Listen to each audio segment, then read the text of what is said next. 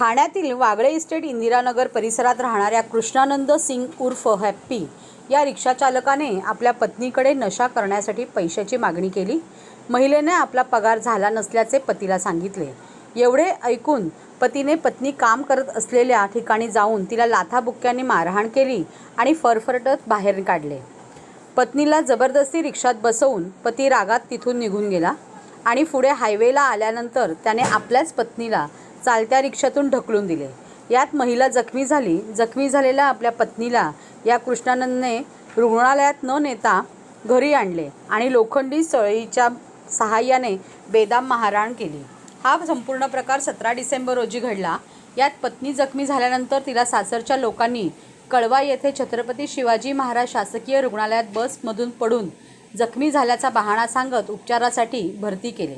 दुसऱ्या दिवशी कृष्णानंद याने आपल्या पत्नीला पुन्हा रुग्णालयातून घरी आणले आणि पुन्हा तिला लोखंडी सळईच्या सहाय्याने बेदम मारहाण केली। पत्नीला वेदना असह्य झाल्याने तिने शौचालयाचा बहाणा करून जखमी अवस्थेत पळ काढला आणि आपल्या बहिणीला भेटून आपबीती संपूर्ण घटना सांगितली। त्यानंतर हा संपूर्ण प्रकार उघडकीस आला। मेरा नाम शालिनी सिंह है। मेरी बहन घाटकोपर विद्या विहार में काम करती है। एक पार्लर में झाड़ू पोछा का काम करती है। उसका पति पैसे मांग रहा था उससे, तो उसने बोला पेमेंट नहीं मिला है, पेमेंट मिलता है तो मैं देती हूँ। तो वहाँ गया जहाँ वो काम करती है। जाने के बाद वहाँ उसको बहुत पीटा, उधर से लेके आया और नाक पे मारा, नाक से खून आया। चलते ऑटो में से धक्का दिया, गिर गई। 2-3 लोग ने उठाया। जब होश में आई तो फिर बहुत दूर जा चुका था वो, वहाँ से लौट के आया और उसे उठा के फिर बोला मेरी बीवी है, मैं लेके जाऊंगा। लेके आया, घर पे लाया, लोहे के सरिये से बहुत मारा। लोहे से के सरिये से मारने के बाद वहाँ से घर पे मारा। उसके बाद वो सोया थोड़ी देर, फिर उसके सास और देवर ने उठा के उसको शिवाजी हॉस्पिटल लेके गए। हॉस्पिटल लेके गए तो वहाँ उन लोगों ने ये नहीं बताया कि मारा है किसी ने, ये बोला कि बस से गिर गई है। बस वहाँ रात भर रख के डॉक्टर ने जो दवा पानी करना था करा। फिर सुबह घर लेके आए। घर लेके आने के बाद फिर से उसने लोहे का सरिया उठाया।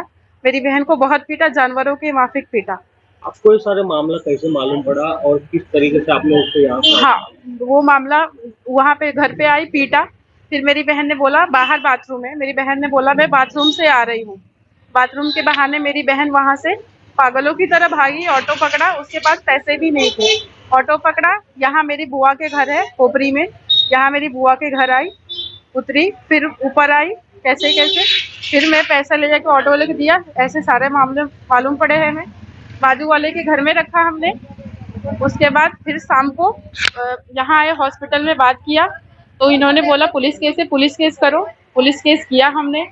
उसके बाद रात को 1 बजे एडमिट किया। पुलिस वालों ने भी 2 दिन हो गया, कोई सुनवाई नहीं थी।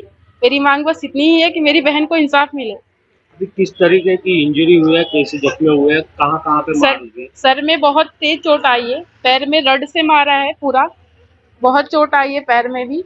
हाथ पे ब्लेड मारा है पूरा, यहाँ पे सर पे मारा है, सर फूटा हुआ है। पीछे सर में गांठ है और ब्लड सर्कुलेशन नहीं हो रहा है, उसके वजह से बहुत प्रॉब्लम हो रही है। ये सारी दिक्कतें हैं। क्या काम करता है उनके पति और क्यों उनको ऐसा तकलीफ क्यों दे रहा है? क्या किस वो चीज़ के ऑटो चलाता है और वो ड्रग्स भी लेता है और ड्रग्स बेचता भी है। बच्चे को मारना पीटना, बीवी को मारना पीटना, वो किसी को कुछ नहीं समझता है। उसके लिए उसको पैसे चाहिए थे। पैसे चाहिए थे, ड्रग्स खत्म हो गए थे, उसके लिए उसको पैसे चाहिए थे। उस वजह से उसी वजह से मारा उसने उसको। अभी आप जो आपकी बहन है उनको किस तरीके की पुलिस से सहायता मिल रही है? पुलिस से सहायता अभी तक पूरा कैसे सपोर्ट रहा? मेरे फैमिली में मेरे पिताजी की आंख से दिखाई नहीं देता। हम 4 बहनें हैं और मेरा भाई नहीं है कोई भी। अगर आज मैं भाई की जगह पे खड़ी हूँ तो सिर्फ मैं हूँ। मेरे माता पिता गांव से भी आ रहे हैं, मेरे पापा की आंख से बिल्कुल दिखाई नहीं देता है, कोई हमारे आगे पीछे नहीं है। मेरी मांग बस इतनी ही है कि मेरी बहन को न्याय मिले। मेरी बहन को उसके साथ नहीं रहना है और उसका एक बच्चा है, बच्चा भी हमारे पास लाके दिया जाए और उस शर्त पे दिया जाए कि बच्चे को दोबारा उनके पास नहीं जाना। वो बार बार आता है, बोलता है मुझे बच्चा चाहिए, बच्चा चाहिए। रिक्शा चलाता है वो। कितने साल हो गए शादी को? शादी को 8 साल हो गए सर। 8 साल में कोई भी ऐसा दिन नहीं है जिस दिन बिना मारे उसको छोड़ा हो, किसी दिन सूख की रोटी खाने दिया हो।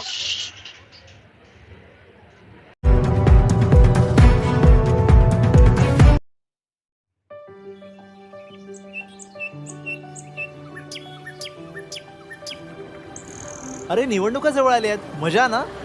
मजा काय त्यात? अरे सुट्टी मिळेल, मस्त पिकनिक काढू, धमाल करू. तू मतदान नाही करणार आहेस? अरे माझं नावच नाहीये मतदार यादीत. काय बोलतो?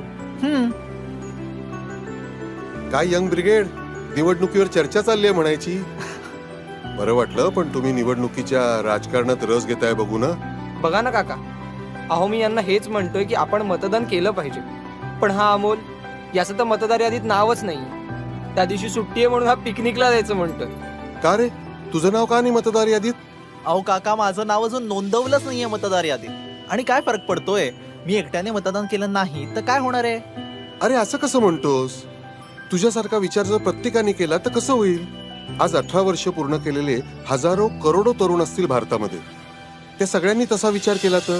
आणि काय रे, तुम्ही देश बदलायची गोष्ट करता आणि मग मतदानासारख्या महत्वाच्या कामाला नकार का देता? आणि तुझं काय रे? माझं नाव आहे मतदार यादीत, पण मी आता लांब राहायला गेलोय आणि एवढ्या लांबून कोण येणार आहे मतदान करायला? अरे अशी कशी रे तुम्ही मुलं? सरकारी कामात मदतही नाही करायची आणि सरकारच्या नावाने खडे फोडायचे. कसं होणार अशानी? आणि मला एक सांग, तुझे आजोबा गेले ना मागच्या महिन्यात, त्यांचं नाव कमी केलं? कमी करायचं असतं का? अरे म्हणजे काय, आपल्या घरातला एखादा सदस्य कमी झाला असेल तर त्याची माहिती निवडणूक आयोगापर्यंत पोहोचवायची जबाबदारी आपलीच असते. अरे 18 वर्ष पूर्ण झाल्यावर मतदार यादीत नाव नोंदवणं, तसंच आपल्या घरचा पत्ता बदलला असेल, म्हणजेच एका शहरात परंतु दुसऱ्या विभागात राहायला गेलो असू तर तशी नोंद मतदार यादीत करणं ही आपलीच जबाबदारी आहे. सगळंच सरकारवर ढकलून कसं चालेल बरं? स्वतःची जबाबदारी ओळखा. स्वतः तुम्ही जबाबदार नागरिक आहात, तेव्हा मतदार याद्या अद्ययावत करण्याकरता स्वतः पुढाकार घ्या. हो काय मग, करणार ना सरकारला मदत? हो. मतदार नोंदणीसाठी अर्ज करा व मतदार यादीत नाव नोंदवा. आजच मतदार यादीमध्ये नाव नोंदणीसाठी www.nvsp.in या संकेतस्थळाला भेट द्या. तुमचं नाव मतदार यादीत असल्याची खाली दिलेल्या संकेतस्थळावर खात्री करा. https://ceo.maharashtra.gov.in किंवा 1800-221950 या टोल फ्री क्रमांकावर कॉल करा. 18 वर्षानंतर फक्त संज्ञान नको, सुजाण आणि जबाबदार नागरिक व्हा आणि मतदार याद्या अद्ययावत करायला चला सरकारला मदत करा.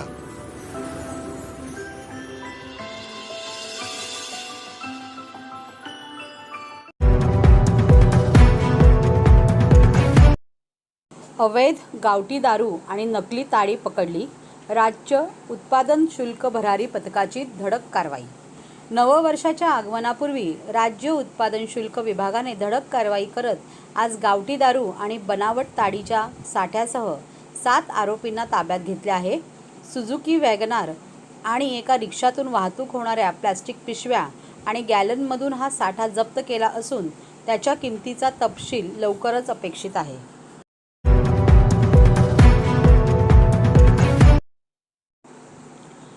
वनविभाग ठाणे आणि world wide crime control bureau यांच्या संयुक्त कारवाईत प्रथम मालाड पूर्व येथे छापेमारी करत आरोपी प्रमोद शिवसुरत पाल याला अटक करून 1 पोपट आणि 7 दुर्मिळ ब्लॅक स्टार कासव हस्तगत केले. अटक आरोपीने दिलेल्या माहितीनुसार त्याने सदर प्राणी हे क्रॉफेट मार्केट येथून घेतल्याचे समजले. पथकाने क्रॉफेट मार्केटमधील प्राणी विक्री करणाऱ्या शकील खान आणि दीपक म्हात्रे यांना अटक केली. त्यांच्याकडून 4 पोपट आणि 9 ब्लॅक स्टार कासव हस्तगत केले. वनविभागाच्या या संयुक्त कारवाईत पथकाने 3 आरोपी आणि 16 दुर्मिळ ब्लॅक स्टार कासव आणि 5 पोपट हस्तगत केले.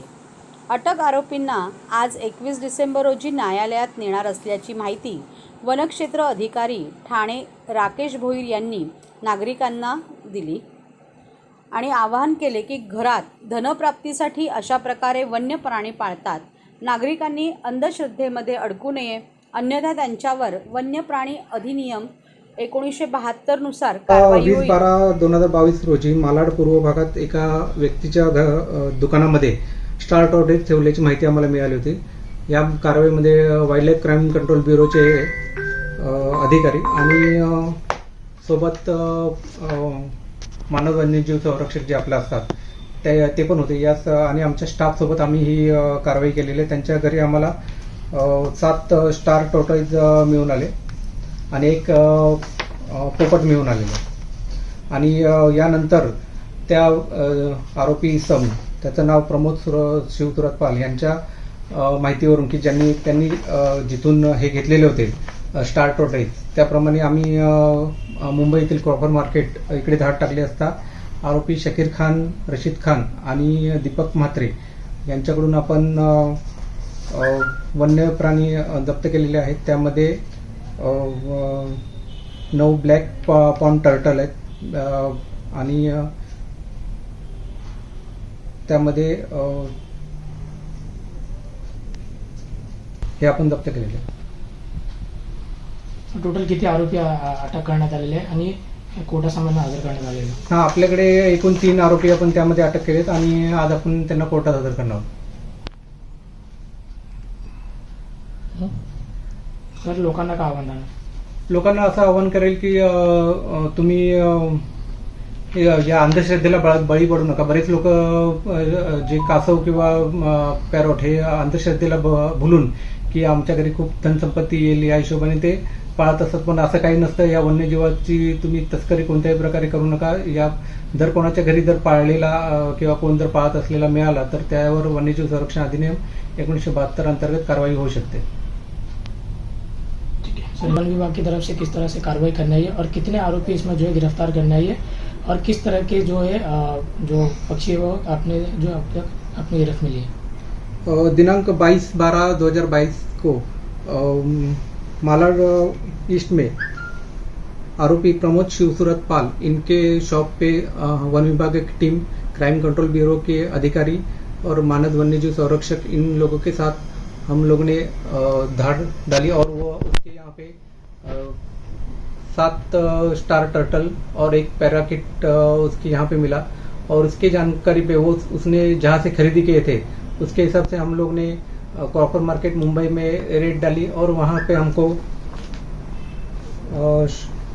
स्पॉटेड टर्टल 7 और 9 पैरट्स मिले हैं. व आपल्या काही सूचना व जाहिरात असतील तर ह्या नंबरवर संपर्क करा.